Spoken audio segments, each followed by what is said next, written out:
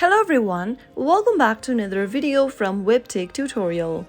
In today's episode, I'm gonna be showing you how to log in to your DEGIRO application using mobile device. So let's dive into the video without wasting much of our time. First of all, go ahead and download the DEGIRO application on your preferred device. Once you've done that, tap on the application to launch it open. The first interface of DEGIRO will look like this. To open a new account, you want to press on the Open an Account button and follow through the prompts. If you've already created an account and you'd like to get access to your existing account, tap on the Login button at the bottom. Now, it'll prompt you to enter your username and password. Go ahead and enter your username associated with your DEGIRO account and, on the next field, type in your correct password. If you are having trouble remembering your password, you can tap on the Forgot Password link and follow through the password reset process. After filling in both of your credentials correct, tap on Login